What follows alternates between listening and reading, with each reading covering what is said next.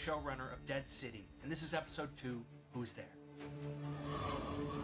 In episode 2, Maggie and Negan are gonna go deeper into the belly of the beast that is New York City.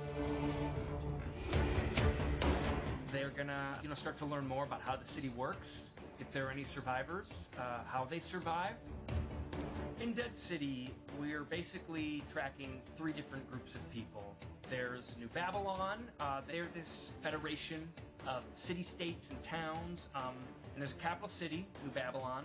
And they're a very law and order society. Have you seen this man? And if you break the law, you'll be hung and then left hanging as a walker, as a cautionary tale, so to speak. And then you've got the Bratzi.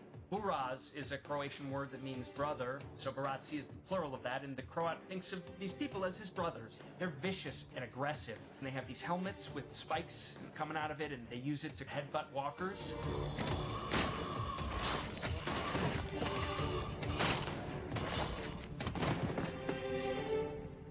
They also have fuel, which the Croat has developed. He's a former scientist. If you're going to look at the city and the characters we're meeting in terms of predator and prey, I would call them the predators, which means that the prey are the tribespeople. They led the Bratzi straight to us. I say we cold their asses right now. Whoa. Everybody just take 1 second and unbunch their undies. They developed a system a while back of zip lines around the city. Well, that's cool. So that they could, go from skyscraper to skyscraper without having to go on the ground where all the walkers were. If it weren't for the Croat and the Bratzi, they would probably be doing okay and maybe even thriving, but there's basically a war going on.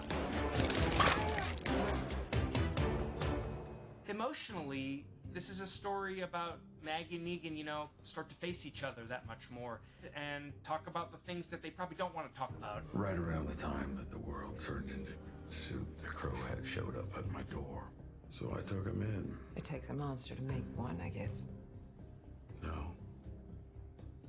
No. You see, I was only a monster when I absolutely had to be. When I had to put on a show to protect my people. When I knew that I was going to do a show about Maggie and Negan, I knew that I had to have a knock-knock joke scene. He already knows that he's going to put on a show, because they don't have the numbers to take on the Bratzi, but what he knows he has is his personality, his charisma. Knock, knock. I said, knock, knock.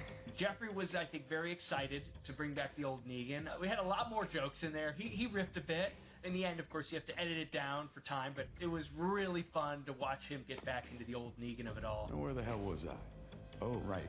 Knock, knock. Who's there? Butter. Butter who?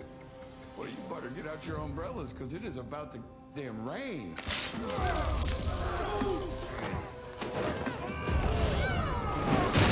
But then, of course, when Negan turns around and he sees Maggie, we see on his face the possibility that maybe that didn't justify it. Maybe there is no rationalization for what he did to Glenn, and that he is the murderer of her husband, and that's all there is to say about it. It's probably very hard for her to stomach, but she's seeing what it feels like to be protected by that show, and that perhaps that is what happened back in the day. So I think for both of them, that's a really crucial moment of their journey together.